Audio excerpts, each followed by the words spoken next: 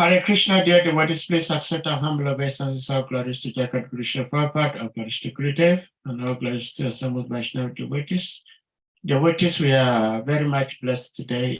We have His Holiness Kavicandra Swami Maharaj, our own, who will be speaking to us today. So we are very grateful to have your association, Maharaj, today. It's very amazing we have your association today, because it was something we were not actually planning, because your actual day for speaking is a little ahead, but we needed somebody to speak today, and somehow Krishna arranged that you are here today. So we thank you so much. Thank you. Hare Krishna Maharaj. So we may put the verse on the screen, and then you may start speaking, Maharaj. Hare Krishna. What the verse is. Om Namo Bhagavate Vasudevaya. Om Namo Bhagavate Vasudevaya. Om Namo Bhagavate Vasudevaya. 2:113, huh? Yes, Maharaj. 2:413.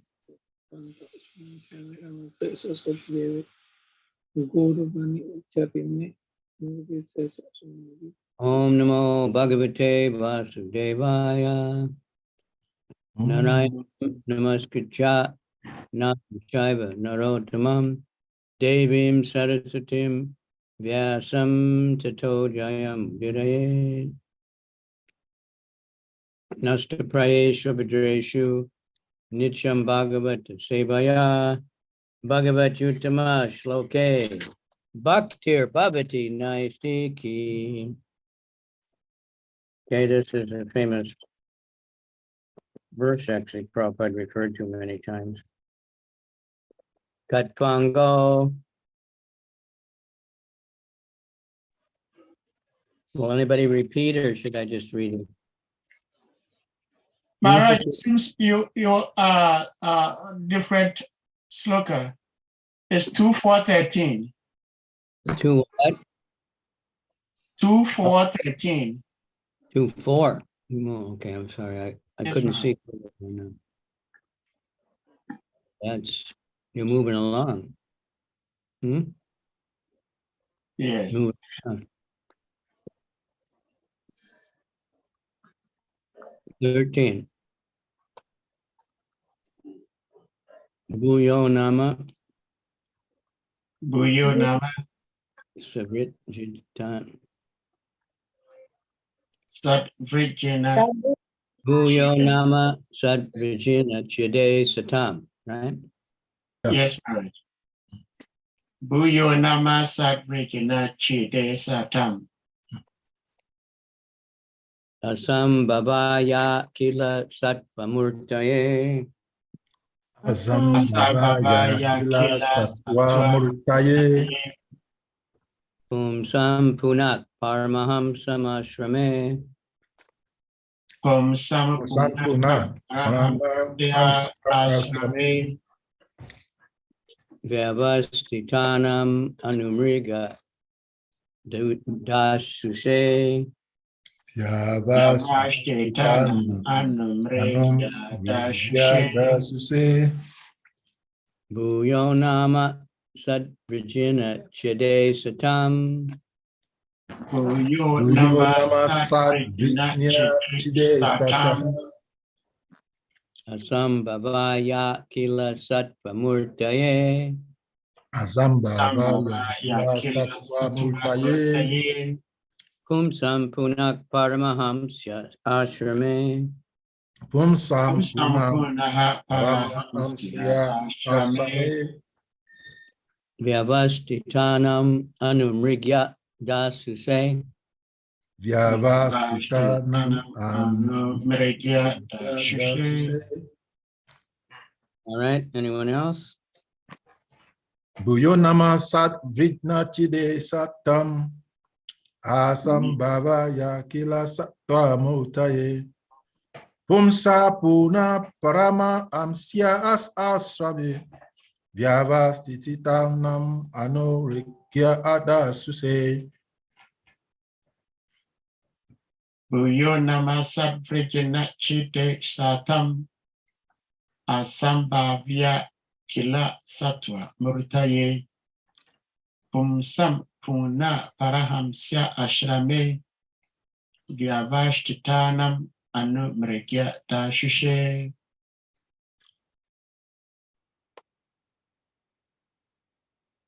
Bhuyo namasad Virgina Achid Satam Asam Mavaya Kila Satwa Mutaye Shampuna Paramahamsya Ashame Yavasti Tanam Anu Gada Suse.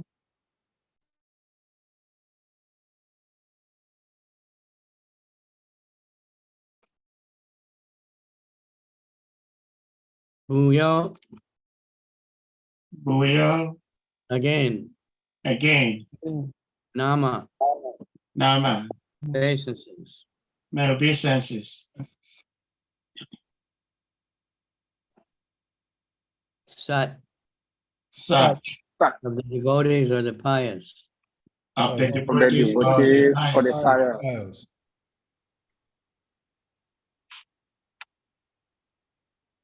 Vrijina, Vrijina, distress. Distresses. Chide, the liberator. Chide, Asatam, of the atheist. Asatam Satam of the atheists, the The non-devotee. non-devotee demons. the non-devotee demons. Asambhavaya, Asambhavaya, cessation of further unhappiness. cessation Cessation of of further further unhappiness. Akila, Akila, complete. complete. Sattva, goodness. Sattva, goodness. Murtaye, Murtaye, unto the personality of Godhead.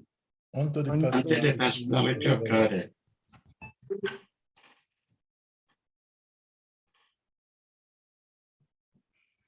Pumsam, of the transcendentalists. Pumsam of the transcendentalists. Puna, again. Again, Paramahamsya, Parahamsya, highest stage of spiritual perfection. the highest stage of spiritual perfection. Ashrame, in the status. Ashrame, in the status. Vivastitanam, Vivashtitanam, particularly situated. particularly situated. Anumrigya, the destination. Anurigya, the destination. Dasuse, of one who delivered. Dashushe, one who delivers. Translation, I again offer my respectful obeisances under the form of complete existence and transcendence, who is the liberator of the pious devotees from all distresses and the destroyer of further advances in atheistic temperament of the non-devotee demon. For the transcendentalists who are situated in the topmost spiritual perfection, he grants their specific destinations. Everybody repeat it, read it off. I again offer my respectful obeisances unto the form of complete existence and transcendence, who is the liberator of the pious devotees from all distresses and the destroyer of the further advances in atheistic temperament of the non-devotee demons. For the transcendentalists who are situated in the topmost spiritual perfection, he grants their specific destinations. Report by His Divine Grace, A.C. Bhaktivedanta Swami Prabhupada. Jai. Lord Sri Krishna is the complete form of all existence, both material and spiritual. Akila means complete, or that which is not kila, inferior. As stated in the Bhagavad Gita, there are two kinds of nature, prakriti, material nature and spiritual nature, are the external and internal potencies of the Lord. The material nature is called apara, or inferior, and the spiritual nature is called superior, or transcendental. Therefore, the form of the Lord is not of the inferior material nature. He is complete transcendence, and he is murti, or having transcendental form. The less intelligent men who are unaware of his transcendental form describe him as impersonal Brahman, but Brahman is simply the rays of his transcendental body. Yasya Prabha Pravato Jagadanda Koti Kotish Visesiva Sudadi Vibhuti Binam Tad Brahmanesh Kalamanantam Sheshabhuto Govindamadi Prusham Tamaham Bhajami. The devotees who are aware of his transcendental form render him service. Therefore, the Lord also reciprocates by his causeless mercy and thus delivers his devotees from all distresses. The pious men who follow the rulings of the Vedas are also dear to him, and therefore the pious men of the world are also protected by him. The impious and the non-devotees are against the principles of the Vedas, and so such persons are always hampered from making advances in their nefarious activities. Some of them, who are especially favored by the Lord, are killed by him personally, as in the cases of Ravana, Hiranyakashipu, and Kamsa. Thus, such demons get salvation and are thereby checked from further progress in their demonic activities, just like a kind father, either in his favor upon the devotee or in his punishment. He is ever kind to everyone because he is a complete existence for all individual souls. Existence. The Paramahansa stage of existence is the highest perfectional stage of spiritual value. According to Srimati Kunti Devi, the Lord is factually understood by the Paramahansas only. As there is gradual realization of transcendence from the impersonal Brahman to localized Paramatma to the personality of Godhead, Purushottama, Lord Krishna. Similarly, there is gradual promotion of one's situation in the spiritual life of a sannyasi, Kuti Chak, Bahudak, Paribrajacharya, and Paramahansa are gradual progressive stages in the renounced order of life. Sannyas and Queen Kunti Devi, the mother of the Pandavas, has spoken about them in her prayers to Lord Krishna. Chapter 8 of the first canto.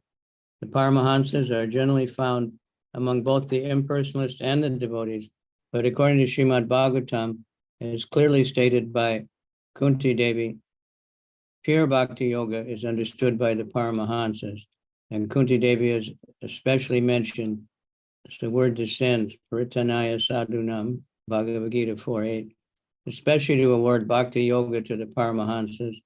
Ultimately, the Paramahansas, in the true sense of the term, are unalloyed devotees of the Lord. Srila Jiva Goswami has directly accepted that the highest destination is Bhakti Yoga, by which one renders transcendental service to the Lord, loving service. Those who accept the path of Bhakti Yoga are the factual Paramahansas. Wow. The serious purport, huh?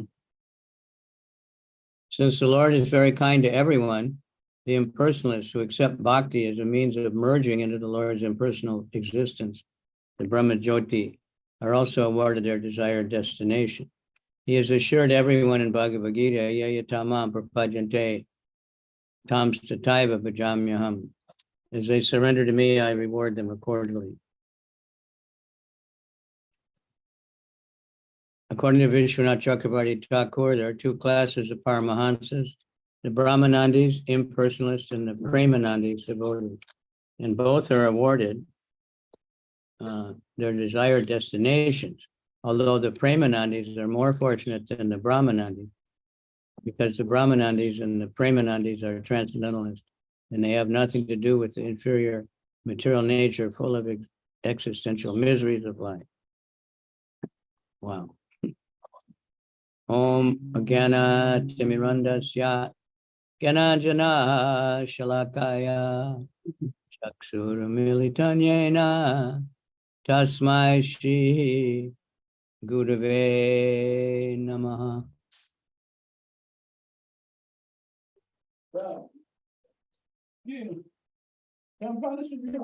Nama Om Vishnu Padaya Krishna Prastaya Bhutale Srimati Bhakti Vedanta Swamini Punam.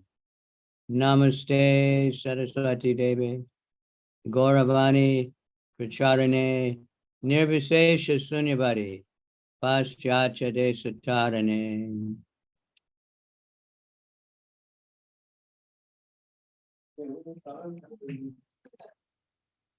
Vanchakalpa Charubhyascha Kripa Sindhu Vyevacha Patitanam Pavanebhyo Vaishnavebhyo Namaha. Chaitanya Manobhistam Stapitam Yena Bhutale Swayam Rupa Kadamayam Dadati Swaha Padantikam.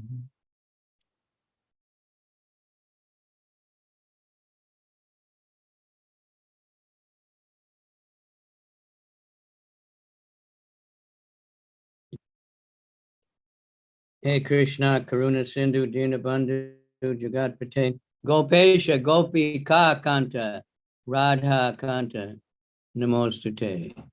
Tapta Kanchana Gaurange, Radhe Vrindavanishari, Vishabhanu Sute Devi, Pranamami Hare Priye.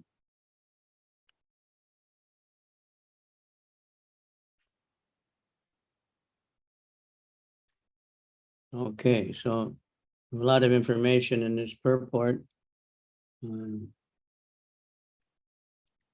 Sometimes, Prabhupada gets really, really into it.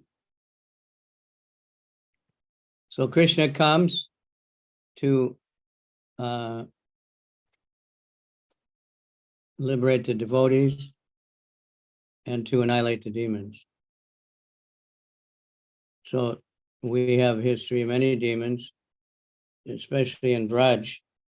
Those are the special ones, mostly the biggest demons. And we learn that just by hearing how Krishna killed these different demons, they represent different bad qualities like anger and false ego, deceit, envy, stupidity. And by hearing how Krishna killed them, simply by hearing, we can get freed from these bad qualities if we happen to have them. Or if we think we are free from them, we can try to direct other people to hear them so they can get freed. Rather than criticizing someone who's not perfect, we can help them read the Krishna book, and that will liberate them.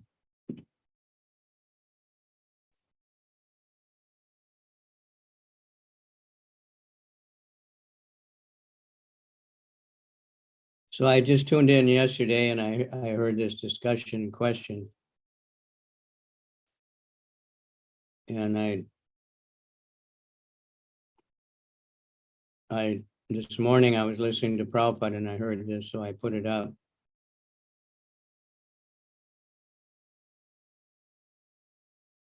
Where Prabhupada says, everyone is originally a Nitya Siddha. So that's something people don't understand sometimes. You know, Nitya means eternal, but it can change. We accept that a Nitya Buddha can become a Nitya Siddha, or we wouldn't be practicing, sadhana and bhakti yoga. Because what would be the use if we can't get out of our conditioned state? But we have faith that if we practice, we can get out, we can go to Krishna, to the spiritual world. Similarly, we can leave the spiritual world. This free will is the most important thing to understand, that we have free will. If we didn't have free will, we had no choice but to love Krishna, then that Krishna there would be no value for Krishna. There'd be no value in our loving Krishna if we had no choice. If someone loves us, they choose to love us, so that if we pay someone to love us or act like they love us, it has no value. If they're forced, it's a law. I think in Iraq it was like that. Everybody, we love our president, because if they said anything different, they'd get killed. You had to, be very careful. So those kind of ideas are there. So Prabhupada is saying that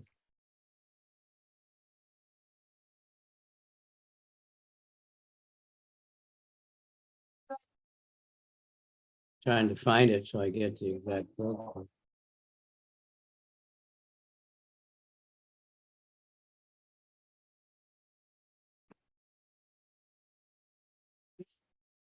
So like I was saying yesterday, we hear these words so many times: original, originally, constitutional position, and it's always saying the same thing, that servant of Krishna.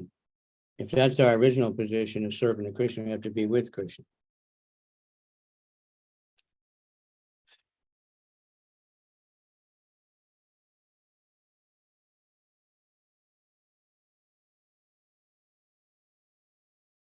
So Prabhupada, many times he says in purports and lectures, originally everyone is a servant of Krishna, but in ignorance he forgets it.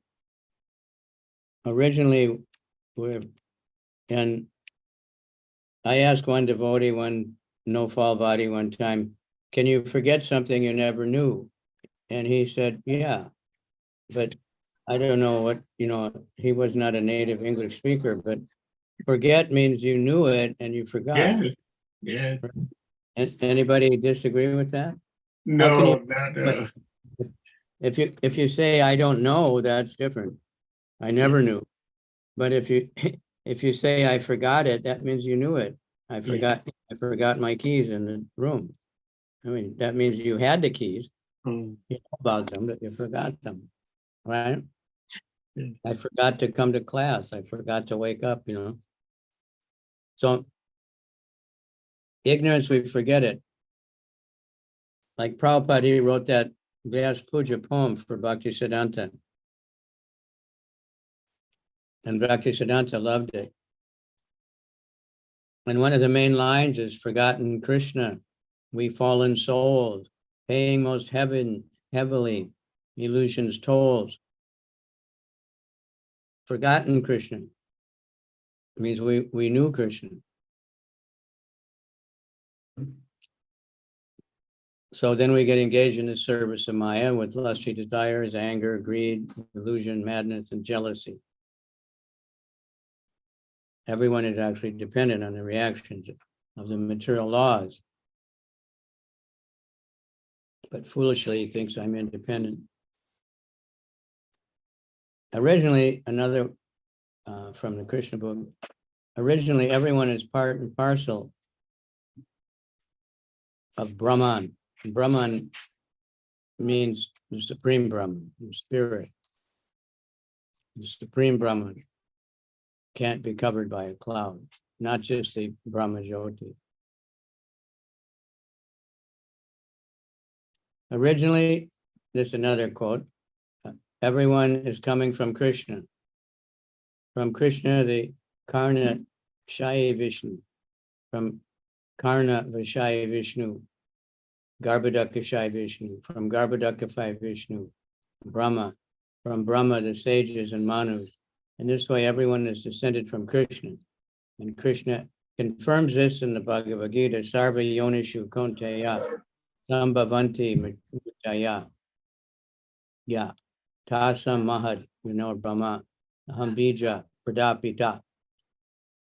I'm the origin, the scene-giving father of everyone.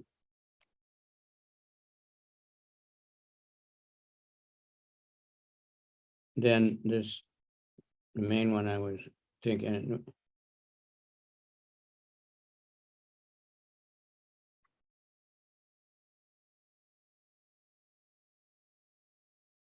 So the Nitya Siddha Mahabhagavat, they come from the spiritual world on the order of the Supreme Personality of Godhead. And by example, they preach Krishna consciousness. This is Mahabhagavat. By suffering, by example, everything, they look like ordinary men. But Mahabhagavat, how is it tested? Never forgets Krishna. This is Mahabhagavat Nitya Siddha. And Sadhana Siddha means those who are put in this material world by the association of Mahabhagavat. If he tries, follows, then he can become Mahabhagavat or Nitya Siddha. Because originally everyone is Nitya Siddha. Nitya Siddha Krishna Bhakti Saja Kabu Nai Shavanadi Shuddha Chitte Kodaye Uday. I think that was quoted yesterday by Chandrasekhar Maharaj. Your love for Krishna is eternally established in the hearts of the living entities. It is not something to be gained from another source. When the heart is purified by hearing and chanting, this love naturally awakens. So there are some that even claim to be Gaudiya, maybe not the Gaudiya, but the Babajis. They say that the Guru puts this prema in. It's not there. You have to get an injection from the Guru.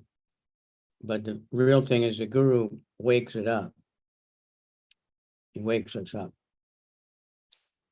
Every living entity is originally Nitya Siddha, but somehow or other, like Jaya and Vijay, he fell down in his material world and he was delivered also.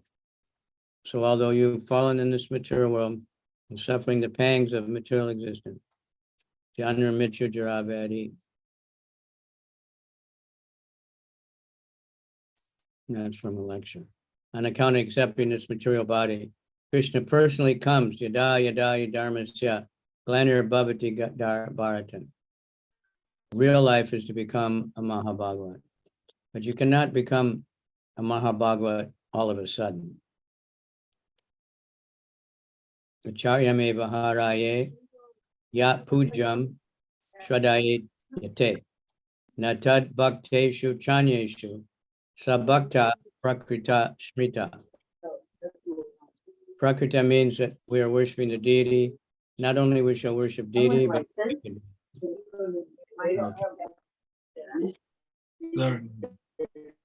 all right. So just to give some idea there. So Krishna is very kind. When he kills the demons, it's not like I kill someone and then we both have to go to hell. But when Krishna kills someone, there's some noise from somewhere. Yeah, I blocked. Yeah.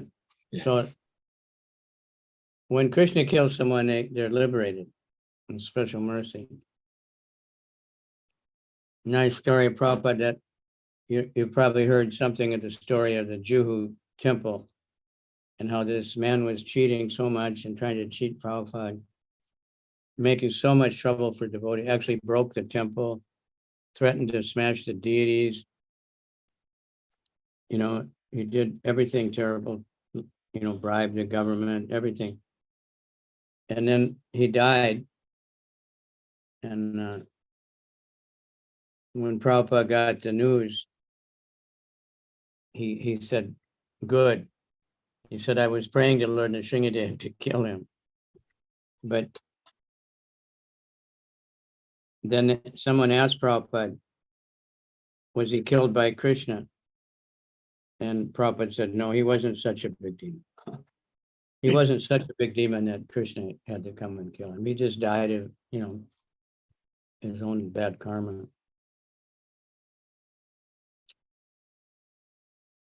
So Krishna, by killing demons, of course, he's blessing the devotees. Like in the case of Kamsa, nobody could even have a yagya. But as soon as Kamsa was killed, all the fires lit up. And people started doing all their pujas and everything again. When Hiranyakasipu was killed, it was such a great relief for the demigods even. And Ravana also. But there's so many demons in the world now, but they're not that big. They don't live very long. They're not very powerful. They just have a lot of money and think they're powerful. So we're actually spiritual. We're not, like generally people say my soul, right? But it's not my soul, it's my body, your body. You are the soul. It's not yours. You are, it's you.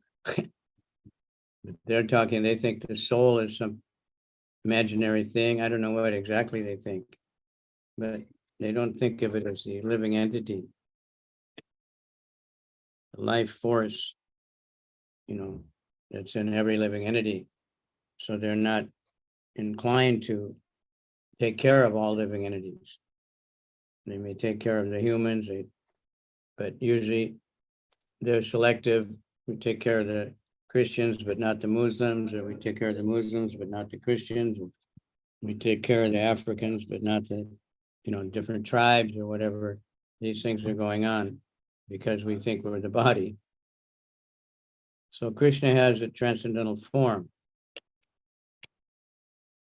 Those who don't know that, they think all they can understand is like Brahman, the effulgence. Like the example we hear, the train is coming and they just see the light. So they think, okay, I know the train is just a bright light, and then they go home, but they didn't really know what a train is. So some people get that kind of realization, and they'll even realize they're not the body, they're actually spiritual, but they don't realize that they're servants of Krishna and that they're personalities. They just think that spiritual is something, without any pain and pleasure, or, just free from pain, because mostly materialistic people, their idea of pleasure is to just be relieved of pain. So we go to the pharmacy and we find many painkillers, right? And an intoxication, and not feeling any pain, get a little pleasure for a few minutes. I fall deep sleep, but that's not pleasure. They don't know what is ananda. I saw once in Delhi, we were on Rath Yatra, I saw the Ananda mattress shop. And there's many shops only selling mattresses, nothing. And it said you get 8 hours of bliss, by buying this expensive mattress. So Krishna protects the pious and he annihilates the impious. So we are very fortunate now to be learning. Humans, we have to learn. We went to the university today and we were asked to speak about diet and health. So he's pointing out that we're more evolved. We have a lot of freedom of choice. We're omnivores, unfortunately, then we can eat whatever we want and we can have sex whenever we want, to some extent. The animals are not like that. Animals, according to their body, they eat certain food. And they very rarely deviate unless like a dog or something gets a vegetarian master, then maybe he doesn't eat meat anymore. But generally everybody eats what their natural food is, whether it's grass or leaves, or the vultures eat dead bodies. Nature is arranged, to balance out everything like that. Some birds eat only mosquitoes. I saw an ad once, I could never find it again. It was an airport in America. There's some kind of bird that eats only mosquitoes. And so if you get the birdhouse and you put them all around your property, there won't be any mosquitoes because these birds eat them all. They won't come around. So there's all kinds of birds like that, eat only certain insects. The insects eat only certain other things, and on and balance out everything. So that's how Krishna made everything. But the humans, we have restaurants with big menus, we have shops everywhere with so much different junk food. So we have to learn what to eat and what not to eat. There's meat restaurants everywhere. There's beer and whiskey everywhere. So humans have to learn. Humans have to learn to control their sex. The animals can only have sex in the season. They don't have sex all the time. The women mostly have a season.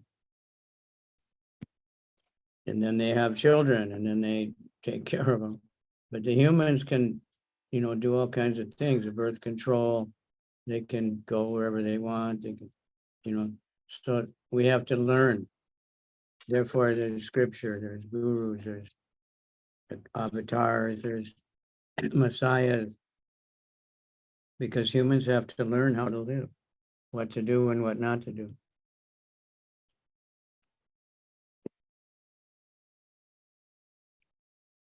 So we read about these big demons so we can want to check our own demoniac qualities, our own anger and greed.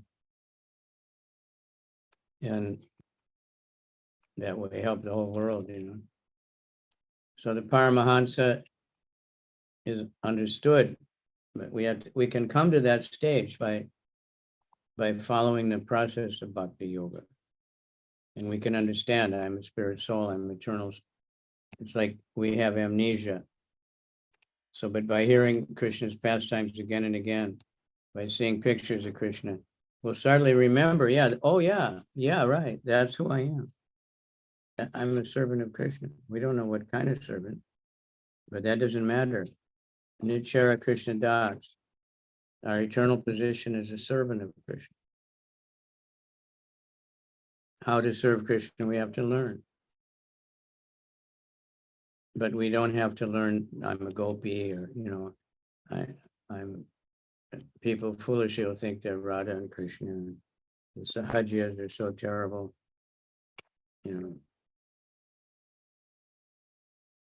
But the Sahajas, Bhakti Vinod listed 10 different Sahajas, and it gives all their activities. They're very degraded for sense gratification, intoxication, sex.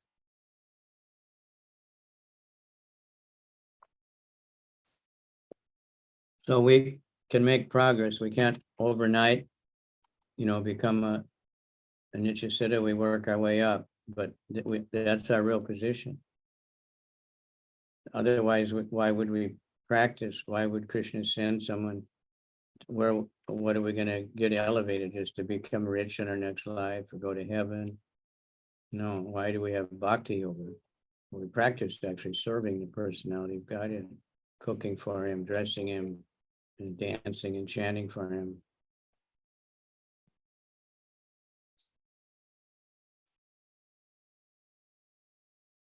So in one sense, anyone who accepts bhakti yoga is a paramahansa, but there's different degrees of everything also. So everyone can get, whatever they want. We had a class with the Radhika Raman. He's a professor at the university and lifetime devotee.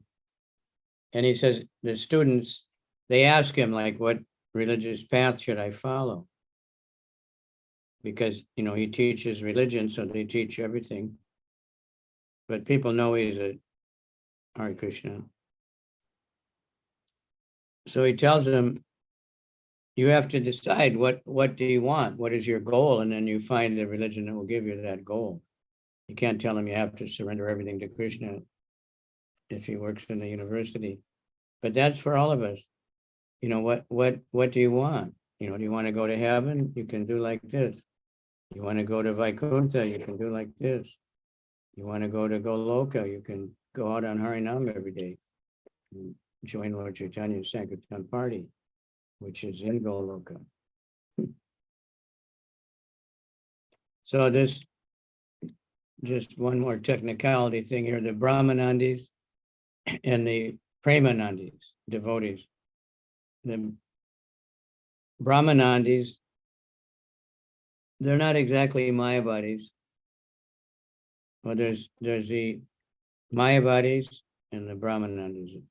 The Mayavadis are against Krishna and against the form of Krishna, but others, they're not sure. But they're impersonal, but they're not sure. But when they hear about God, they don't deny it when they hear about the personality. Premanandis are devotees. They're real devotees. They're experiencing love for Krishna. But everyone gets their destination, what they want. If you want to merge into Brahman, you can. But you can't stay there. It's a temporary situation. So we'll stop and hear your comments. Any questions, if you have any? Pretty good crowd. There's something in the chat. Hare Krishna, thank you so much, Maharaj, for sharing your love and blessings with us today. So, dear devotees, if anyone has a question, comment, please you may indicate by using the hand emoji or second hand, and you'll be asked to unmute to speak. Hare Krishna. Kusha Prabhu, please unmute. Hare Krishna Gurudev, I wanted to ask, we've been having some discussion on this platform where some believe that the Guru doesn't suffer pain. Can you please help us to understand at what stage does the Guru feel pain? At what stage does the Guru do what? Some devotees have the view that the Guru does not feel pain, does not suffer pain, painful situation. Some believe that the Guru suffers because it's a human being. So can you help us to understand at what point does the Guru suffer and feel pain, material pain? Well, Prabhupada said his suffering's not like ours.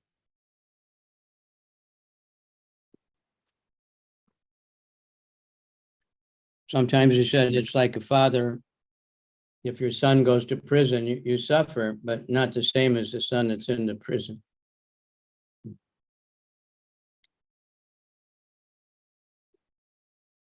So, you know, I think there's a saying, might be from the Vedas.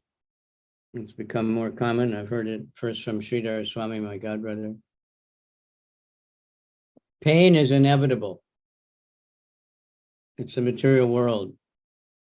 There's hunger and heat and cold and all these things, disease, injury, but suffering is not. Suffering is voluntary. It's a state of mind.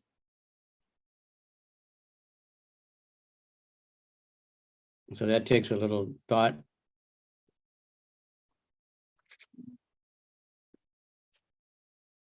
Suffering is a state of mind. Pain is inevitable. You can't avoid it. So, of course, depends on the Guru. So Prabhupada, he suffered. He had a heart attack. He wrote disaster. He thought he was going to die.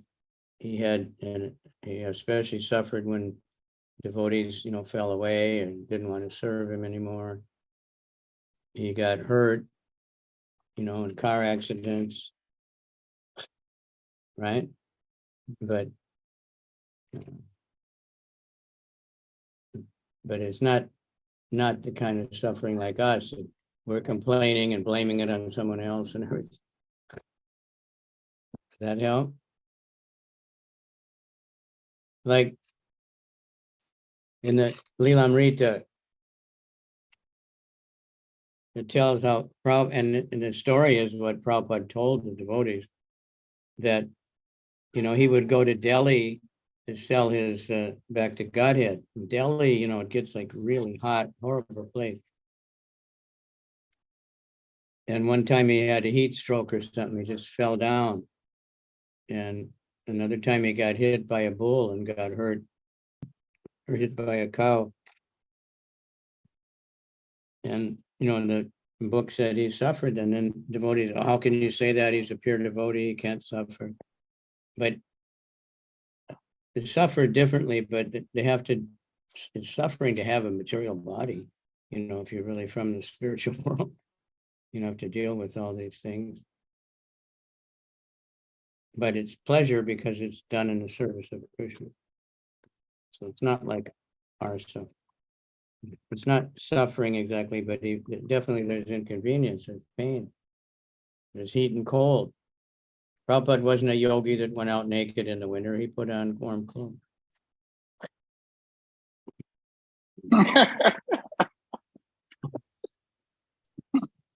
Well, thank you so much, Maharaj, for the answer. Kusha, probably you have something else? When No, it's okay. Good. Prabhupada at the Kumbh Mela one time, it was really cold. And Prabhupada was, you know, it was very difficult. He was sick and he was trying to translate. The heater kept going out in the wind. And then Prabhupada saw that many devotees weren't taking a bath in the morning at the pump. So he went out and took the bath at the pump just to show everybody. And then after that, everyone did it.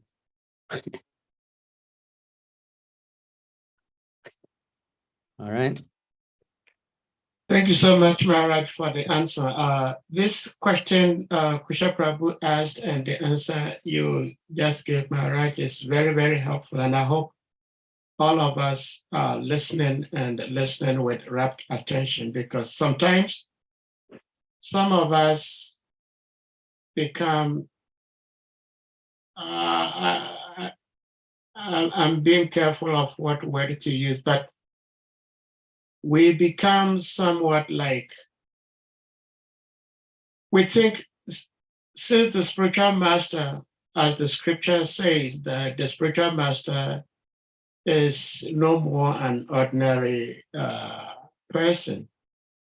So we begin to feel that the spiritual master does not even feel hungry. So when the spiritual master is visiting you, you don't even offer him food, because he's the spiritual master, he's the guru. He is not human.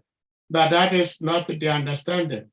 The understanding, as Maharaj you explaining to us, is that the pain may be there, but out of love, the spiritual master keeps going. So I hope we all listen and learn so that we know how to better serve our gurus and spiritual masters.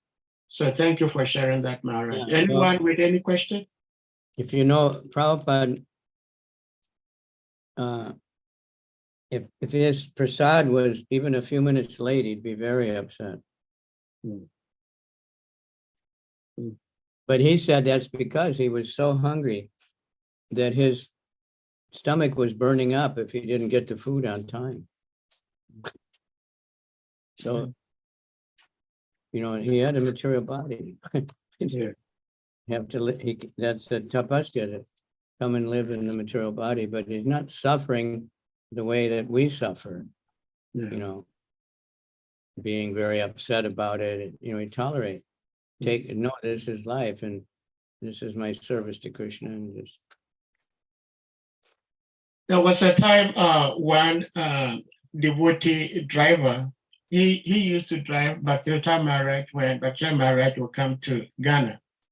But this devotee had a very bad habit. He would be sleeping on the wheel. So So Bhaktivedanta Maharaj told Srivas Bhattacharya, says, don't let this devotee drive me again, ever. And he was stopped from driving Maharaj. Because we do not say the spiritual master is Paramhamsa, so you don't take care of, or say you become careless. You don't. So I hope devotees will learn it. Kavicandra Prabhu, please, you may unmute.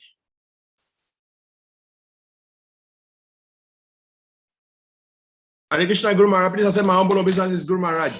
All Yeah. glories to you, Guru Maharaj.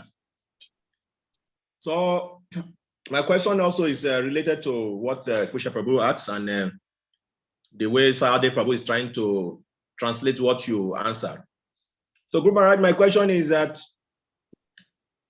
the scripture says that the Guru or the spiritual master is embody of all the demigod and also is the external manifestation of the super soul, which means that it's Krishna representative. So how can we understand this and understand the question Krishna Prabhu asks about the same spiritual master or guru experiencing material pain, like the way they put it? Hare Krishna, Guru Maharaj. Well, we should have that clear. You know, he's representing Krishna, so in that sense, he's not different. My bodies will think the Guru is Krishna when they hear something like that, or many Christians think Jesus is God, you know.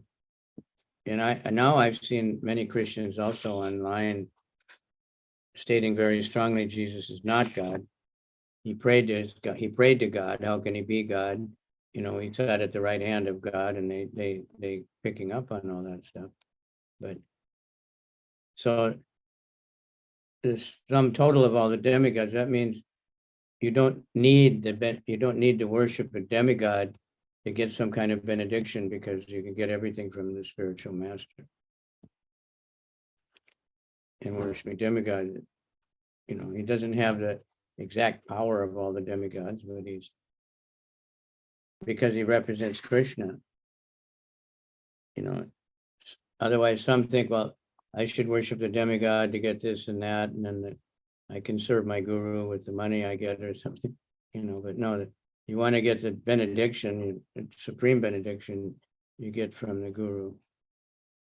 So it's, you know, with Prabhupada, for most of us, I think it was easy.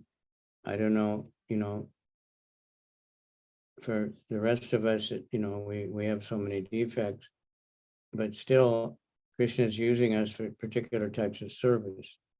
So like the policeman, he represents the government, right? He's not the government, but he's just like the government. If a policeman comes up, you can't say, no, I want the president, I want the prime minister. I'm not going to listen to the policeman until the prime minister comes and tells me. No, right? So it's like that. It's like Sadhari that he's representing Krishna, so he's non-different. Has to be treated in the same way. Thank you very much, Guru Maharaj. Hare Krishna. Understood.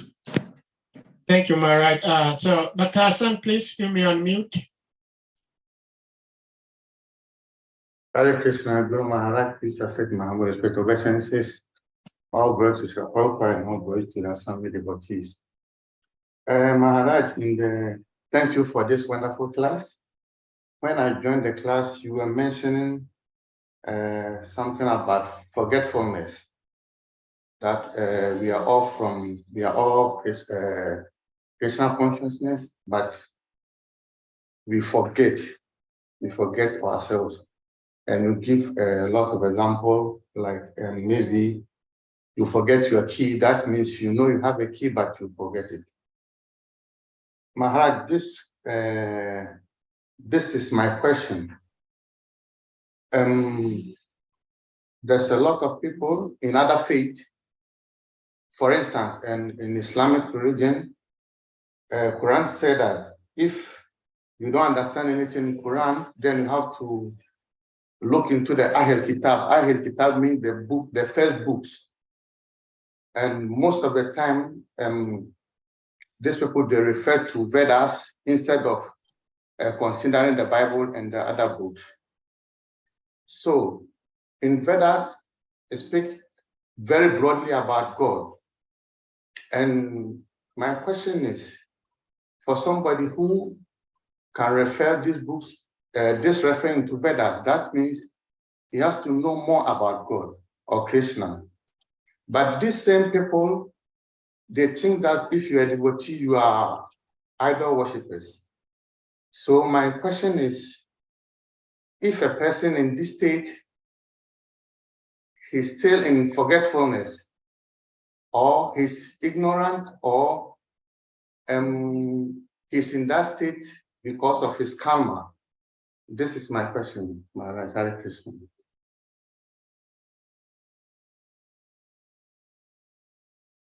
Well, karma is always a factor. And our ignorance is we have this material body, we think we're the material body, right? So we have to spoon feed when we're preaching. People have different ideas and we have to give them whatever little bit can elevate them. Just like a doctor giving medicine. He has to know not only the disease, not because you can have the same symptoms for many different reasons. So the same medicine doesn't work for everybody. And different people react to medicine differently. So you have to know. So a preacher has to know what I can give people. Everyone is ignorant. So the Bhagavad Gita says we shouldn't disturb the minds of the ignorant, but rather we should try to engage them in acts of devotion. Hare Krishna. Hare Krishna. Hare Krishna. Thank you so much, Maharaj. Thank you, Maharaj. Srimad Bhara Prabhu, please, you may unmute. Dandava Pranam Maharaj, all glories to Srila Prabhupada, all glories to your holiness.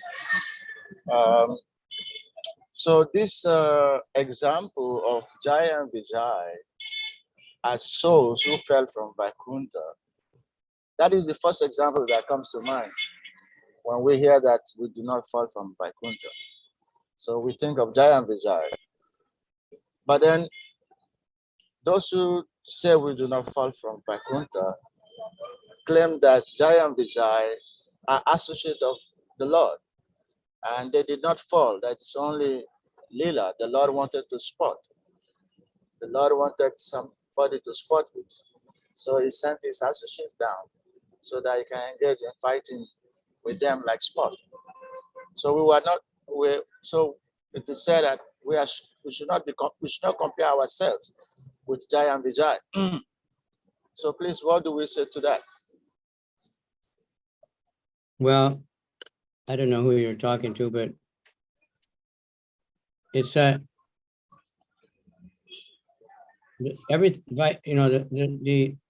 whole material world is a corner of Vaikuntha, but like we heard yesterday, there's the free will. But we can forget. Krishna can cover us over. If we think, why should I serve Krishna? That can happen.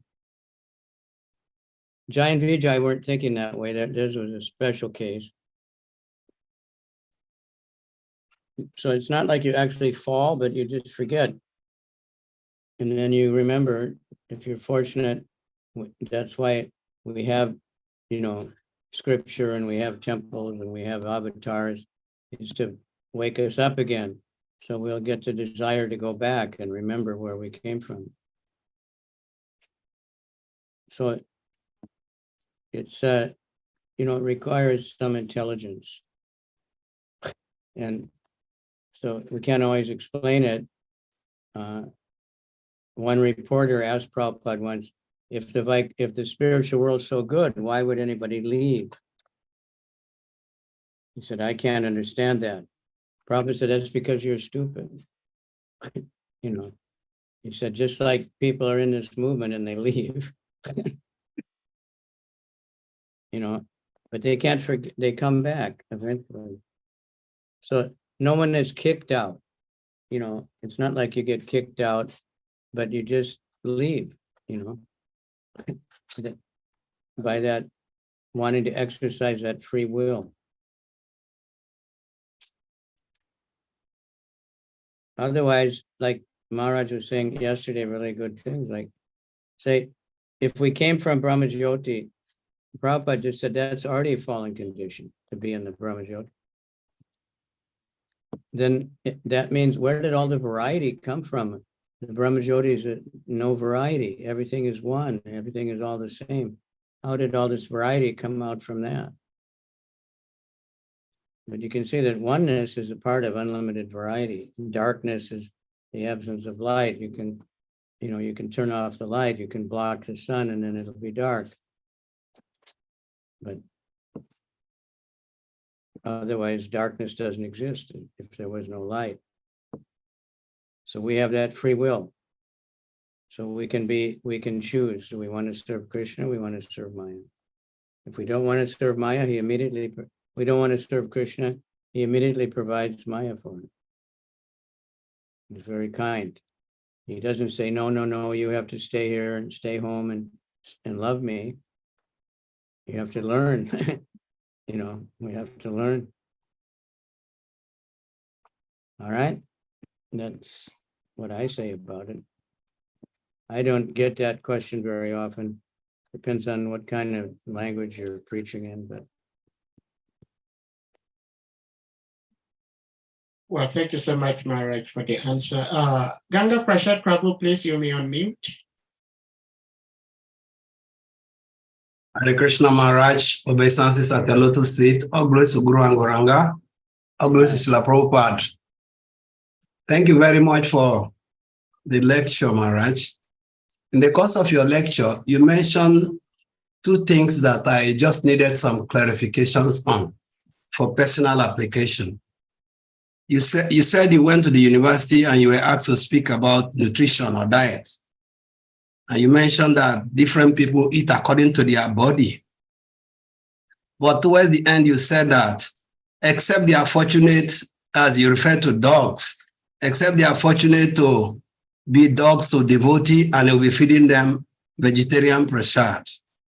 So my question is, if the devotee is feeding the dog prasadam, is he not leading the dog against his nature, against his bodily constitution? Because I have this example and I was very infuriated. I have a pregnant cow and I have some cows, some dogs, and then the female cow delivered a calf. And then because of the carelessness of the cow caregiver, the dogs ate up the calf. I was infuriated. I wanted to kill all the dogs immediately. But on a second thought, I said, but these dogs are acting according to their nature. And maybe also I have starved them beyond proportion that I'm giving them vegetarian meal. So when they saw the opportunity, they grabbed it.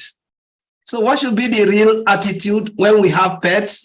Should we just narrow them to becoming vegetarian because we are vegetarian, or they should have their way? This is my question, Maharaj. Yeah, well, we want to, if we have calves, we don't want the dogs to be around. Of course, there are dogs that would never bother the calf. Maybe your dogs were really hungry. But like I said, I know of devotees who had dogs that wouldn't eat meat even if someone gave it to them. Somehow they're from their past life a devotee that had to somehow take a dog body and live with devotees. So, there's many, many different factors. So the dog can be healthy without meat. By nature, because you see dogs, they go in the garbage, they eat everything, right? If they're scrounging, street dogs. So, but that's, if you have, for keeping cows for devotees, we have to hire people to take care of them, and they're not dedicated enough. Generally, even in Mayapur, they had trouble. They hire some so-called cow person, but they beat the cows and treat them really bad.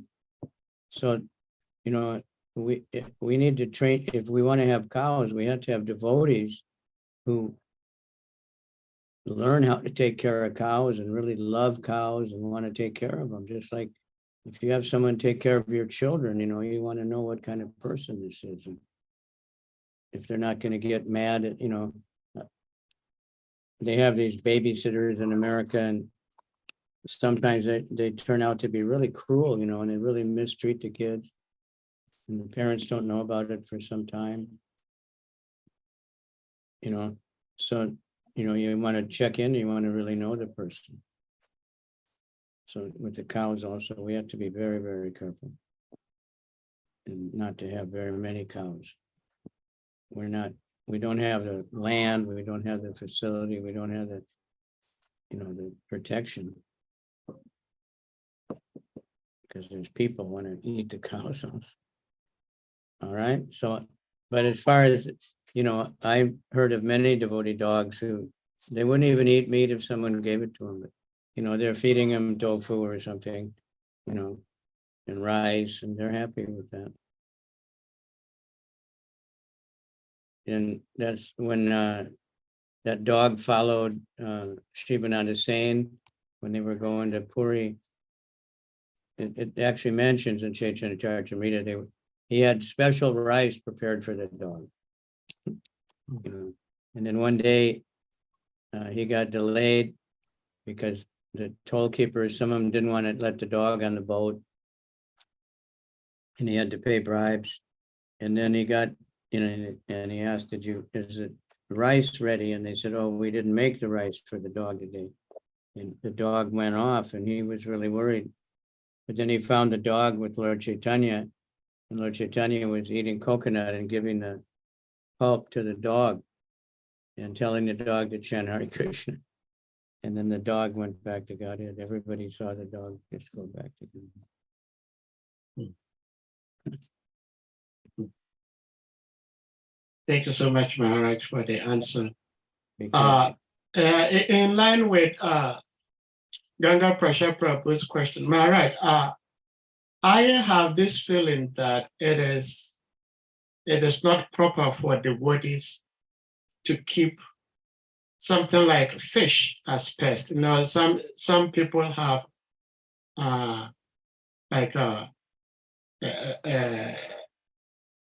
fish pond, or they may catch one fish or two fish from somewhere, and then they'll put them in this pond. They isolated them from the rest of the fish, which I imagine myself, if I'm isolated from every human being, I'm just put at one place, I don't think I'll be happy.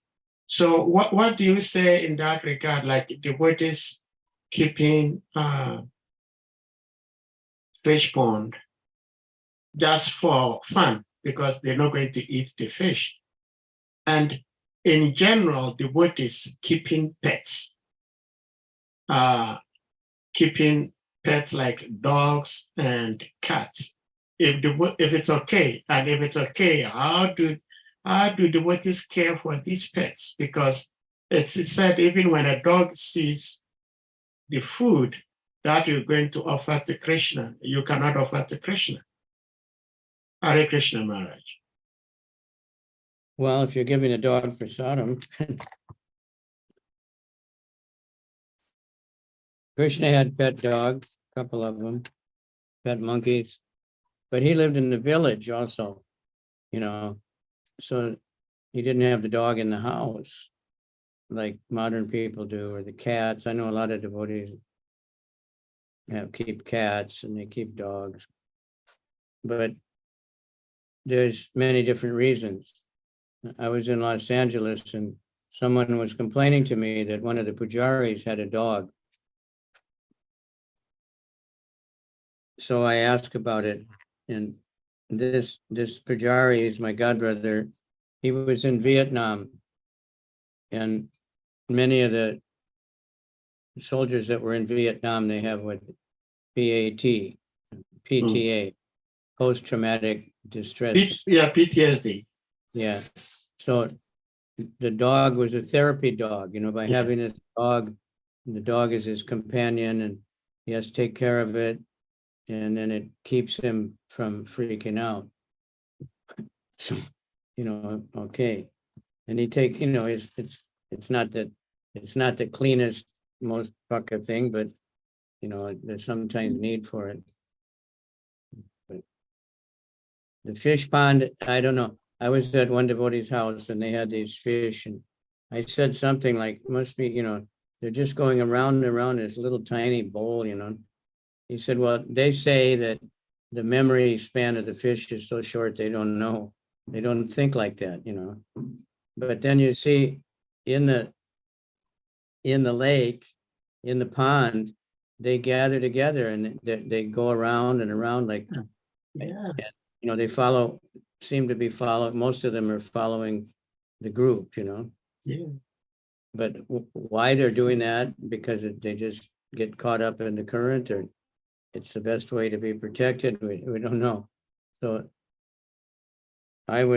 before I was a devotee, I was going around, traveling around America, desperately hoping to find some spiritual society. And I would visit zoos. And I was feeling sorry for the animal in the zoo. Yeah. But then at that time I had a wife and she said, yeah, but then this animal is safe. If it's in the wild, it's totally dangerous all the time. Could be killed any minute. So, which is better, but animals don't necessarily know that a hunter can come any minute. But when one comes, they run. So it's very hard to say. I was at one devotee's house and he has so many deities. And it's from family deities. Some of them are from Lord Chaitanya's associates from Bengal. So many deities, and he does incredible service and dresses them every day. And then he's got this gigantic fish pond, full of these exotic fish. And then he had a whole bunch of dogs. It's like a business, some kind of special dog, and he sells them for the puppies for like really high price. But it stink and, very hard to calculate, how to think of it.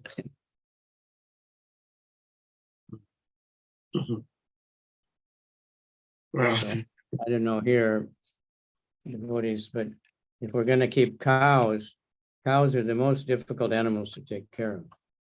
Other animals are easy. A dog can go, nobody's going to worry about a dog comes around, eats garbage or something, or a cat goes out and catches a mouse. But you can't just let the cow out. Somebody will catch it and eat it, or it'll smash somebody's car or, do something. So we have to be very, very careful. Thank you so much, Maharaj. We go back to Krishna Prabhu, please. You may unmute, Krishna. Hare Krishna, Gurudev, my humble obeisances. I have a second question from the purport. Prabhupada mentioned that the Paramahamsas are generally found among both impersonalists and the devotees.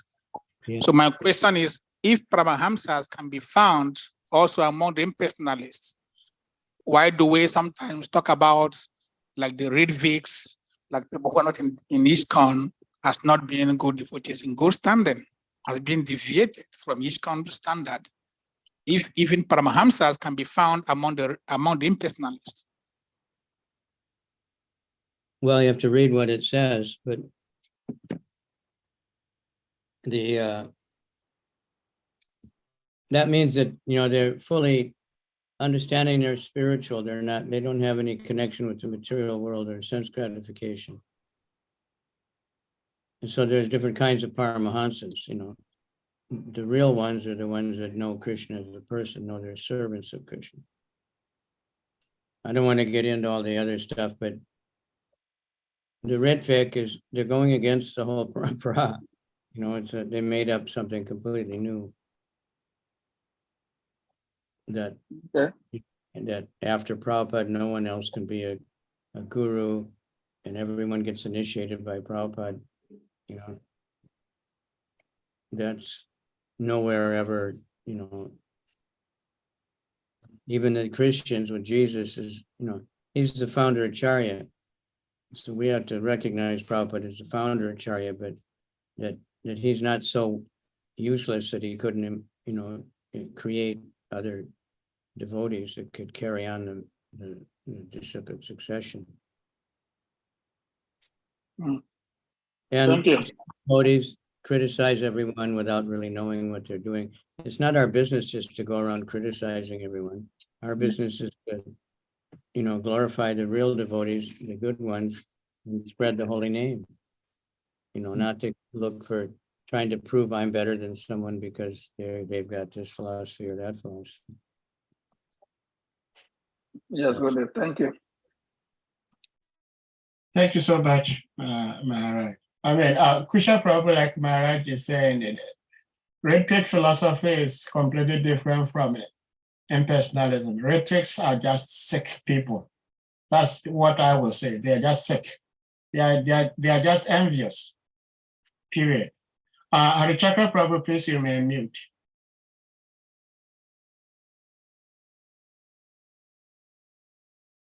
Harichakra Prabhu, are you still there?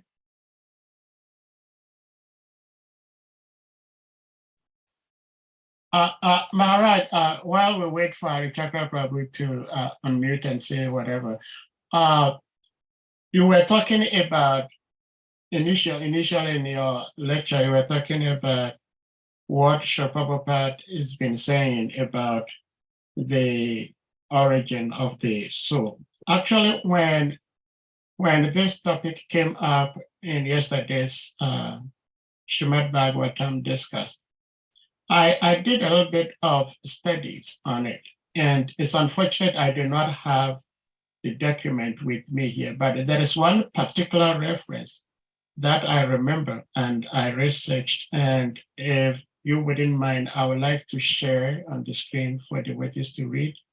It's a letter Srila Prabhupada wrote to Jagadish Prabhu, your god brother, and obviously he had asked Srila Prabhupada the same question, and Srila Prabhupada answered very beautifully.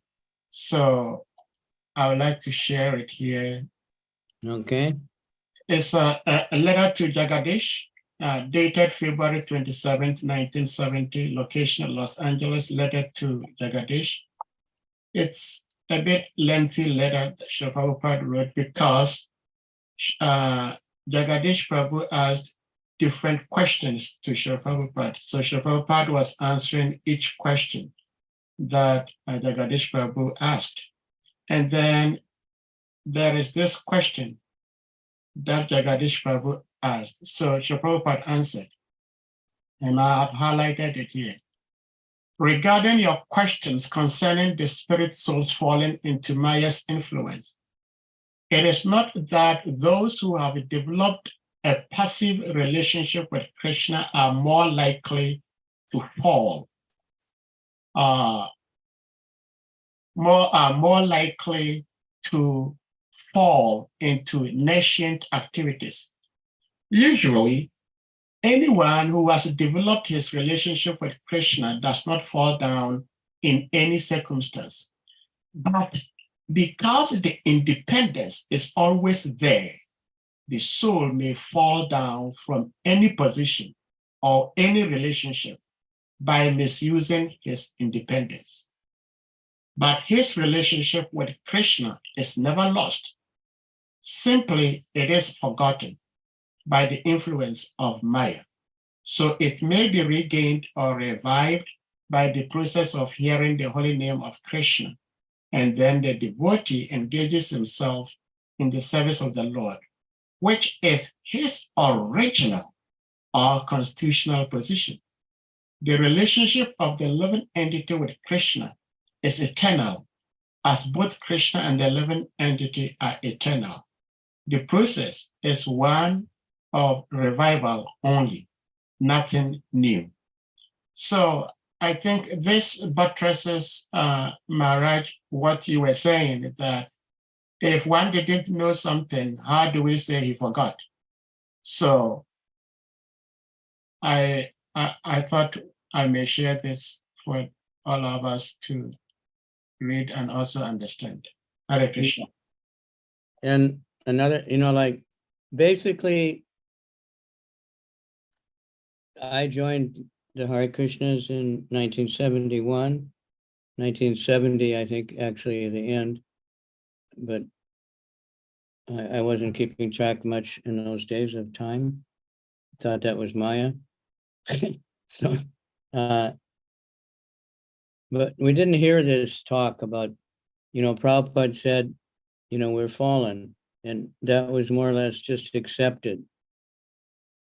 And then after Prabhupada left, it had come up a couple of times. And there's another letter where Prabhupada gave the example of the crow and the tree. And why did the fruit fall out of the tree? And the Munis are saying, well, the wind blew and the crow landed and that made the fruit fall. Or the crow flew away and that made the fruit fall. And someone else said, no, the fruit fell and then scared the crow and then he flew away. Or the tall fruit. Yes. Yeah. But it's not, we should be looking, where are we going to go?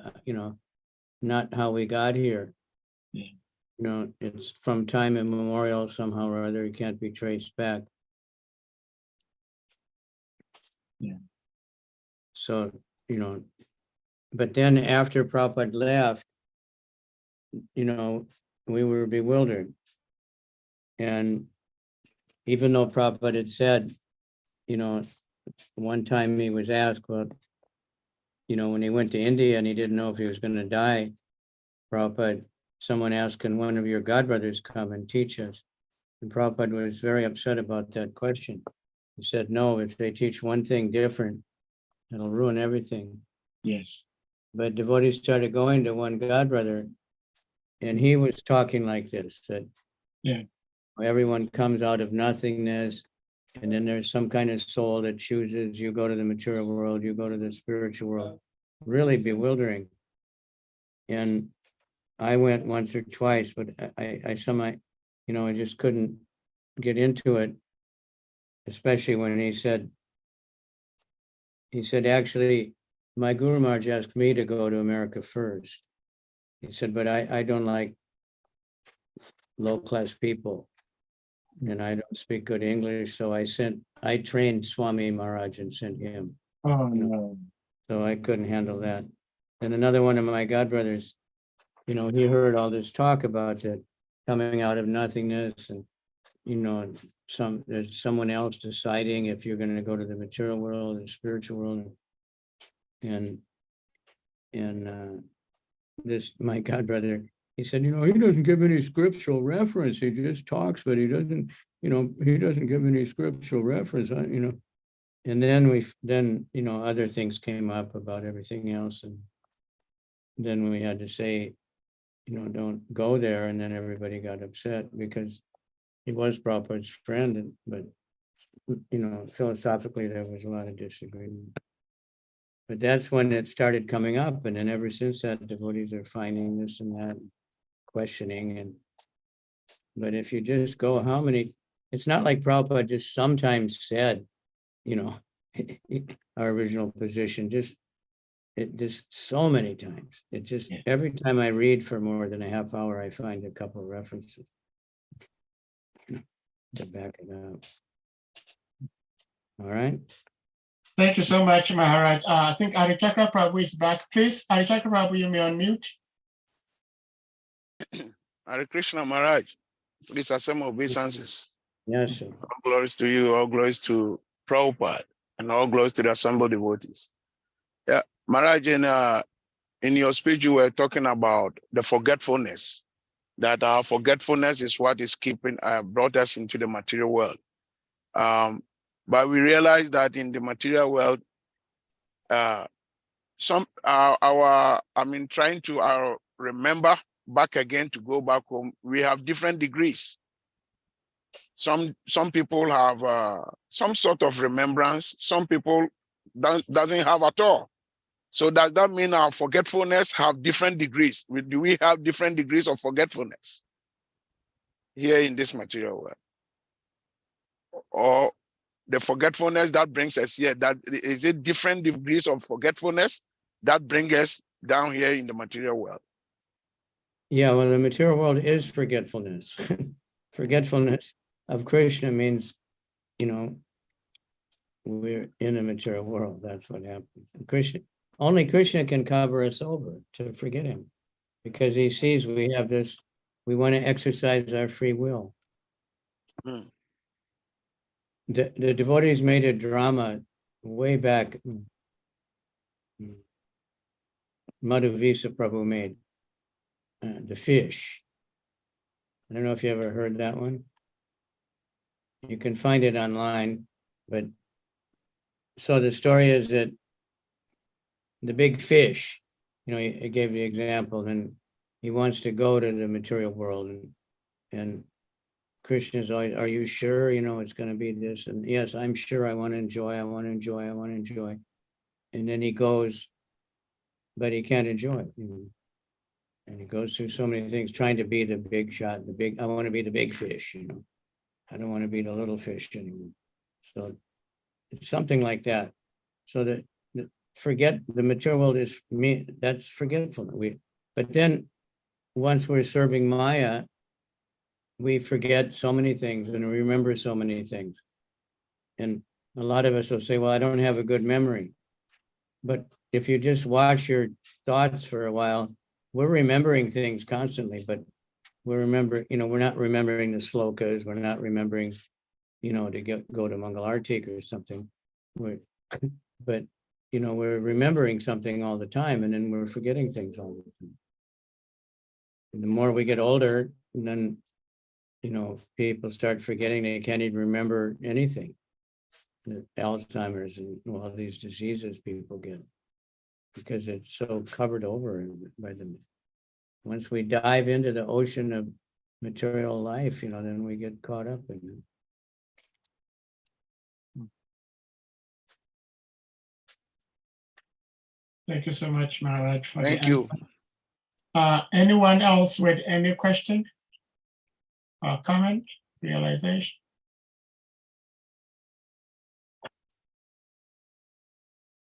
All right, okay.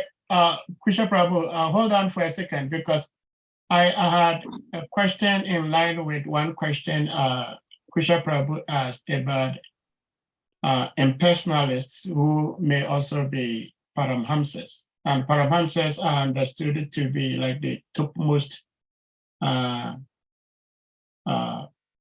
people who know about God.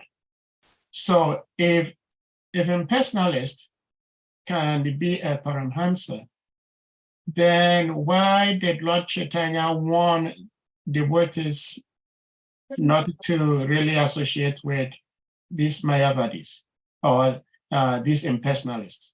I'm not sure whether Lord Chaitanya was referring to Mayavadis or impersonalists. I know there is some difference, but if it's impersonalists, then I'm wondering, why did Lord Chaitanya ask us to stay away from impersonalists? He said Mayavadi, Aparadi Hoy. If you hear Mayavadi philosophy, it's offensive to Krishna. So we don't want to hear it. Oh, so did Lord Chaitanya refer to Mayavadis or impersonalists? Mayavadis are impersonalists, but there's different. I mentioned that before. There's the Brahmavadis, and they're impersonal. They don't know for sure, but they won't say God can't be a person, and there's no person, and he has no hands and feet, and can't talk or think. But the Mayavadis are just completely against everything is Maya, or just against Krishna. All right. Okay. Thank you, Maharaj. So, Krishna Prabhu, please, you may unmute. Yes, Yes, in the same paper, Prabhupada mentioned that, but according to Srimad Bhagavatam, as clearly stated by Kunti Devi, pure Bhakti Yoga is understood by the Paramahamsas, and Kunti Devi has especially mentioned that the Lord descends, Patriranaya Sadhana, Bhagavad Gita 4:8, for word Bhakti to the Paramahamsas. So ultimately, the Paramahamsas, in the true sense of the term, are unalloyed devotees of the Lord. Then he go on to mention this, the Jiva Goswami and all those guys. Yeah. So, but that's not my question. My next question is, how soon are you still in Ghana? Or where are you going from here? From Ghana to where? Ivory Coast or Togo? What's that? I wanted to know, like you are still in Ghana, are you going to Ivory Coast, or are you going from there to Togo? Where next is going? I have to decide. I'm still waiting to get my passport back from the immigration. Passport to which country? I wanted to go to Togo right away because Bhakti Raghava Maharaj was there, but he's leaving today. So, and Bhakti Chardeshna is coming back to Ivory Coast tomorrow, so I haven't decided yet. Okay. So you're looking for a visa to Ivory Coast? I want to go there, but I didn't fix any traveling time yet because I still don't have a passport in my hand. Okay. Hare Krishna. Hare Krishna. So now the Ghanaian devotees are the beneficiaries. They're enjoying having Maharaj's association. I want to go everywhere, and I didn't mean to, I've been in Ghana right here for a long time, because I kept thinking I'm going to get this passport today or the next day so I could go to Togo, and it never came. And it was total crazy what happened. So I'm here and kind of just doing nothing, but we had a nice program today. That's from the same class. This time it wasn't so many, but one day, like almost 400 devotees students came to the Sunday feast. Wow. That's lots of people. Yeah, almost 400. And they loved it. They had, everybody was dancing like crazy. I think Tribhuvannath Prabhu has been doing a very fantastic job there. In Nigeria, incredible, and in Vrindavan also. Yeah, I think he was in Ghana for some time also. Yeah. He visited, quickly, but he has so many friends in universities all over Nigeria, and they love him. And in Mathura, Vrindavan area, so many. He's going every day somewhere. Just new one. He just walks into a university and finds somebody and arranges a class, brings big groups to the temple. It's really incredible.